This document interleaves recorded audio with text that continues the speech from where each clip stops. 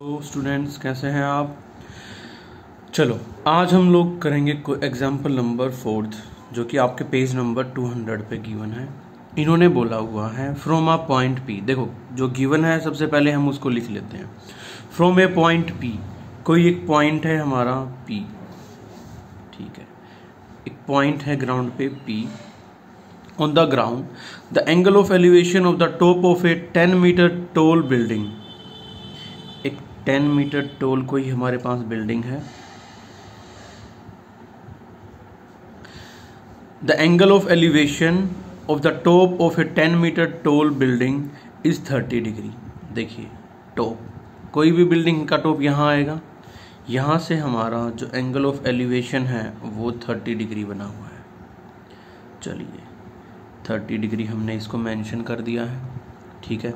फिर आगे कहते हैं a flag is hoisted at the top of the building. इसके ऊपर इन्होंने एक झंडा लगा दिया, ठीक है।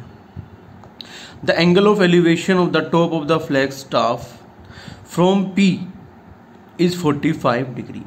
और जो फ्लैग स्टाफ का हमारा टॉप वाला एरिया है या टॉप पॉइंट है, वहाँ से अगर हम एंगल ऑफ एलिवेशन लेते हैं पी के पास तो वो हमारा बनता है 45 डिग्री, ठीक है।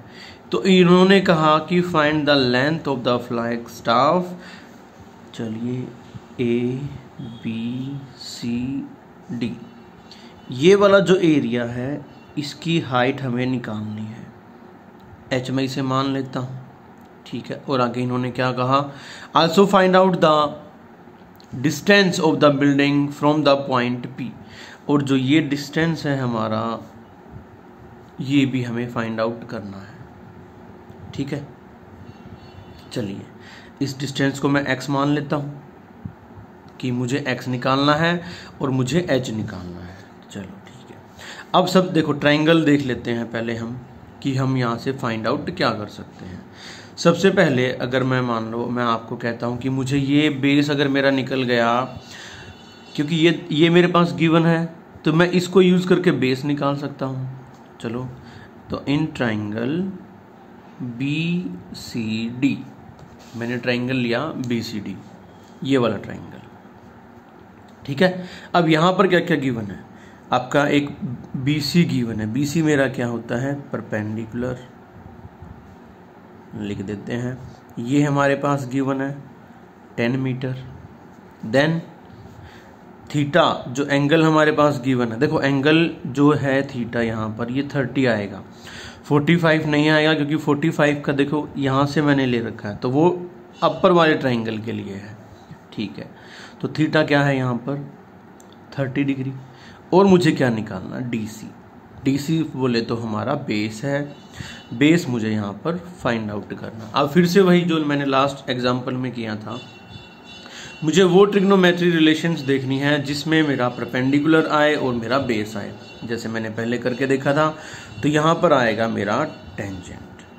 तो tangent 30 equal to B C divided by D C, ठीक है।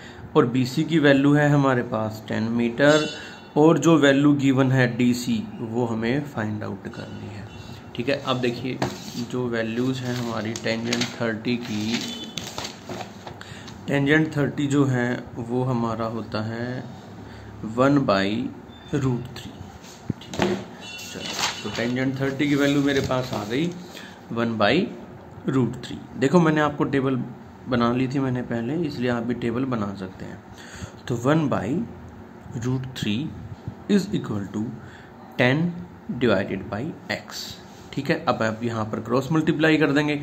देखो क्रॉस मल्टीप्लिकेशन कैसे करते हैं, जो चीज़ यहाँ पर आपकी डिनोमिनेटर में होती है वो ऊपर वाले न्यूमरेटर के साथ हो जाएगी, और जो ये वाली है ये इसके साथ मल्टीप्लिकेशन में हो जाएगी। तो x की वैल्यू क्या आएगी हमारे यहाँ पर 10√3, ठीक है। तो x की वैल्यू आ गई 10√3, ठीक है। अब हमें निकालना क्या है, अब हमें निकालनी है ये हाइट, ठीक है। अब दूसरा ट्रायंगल ले लेते हैं।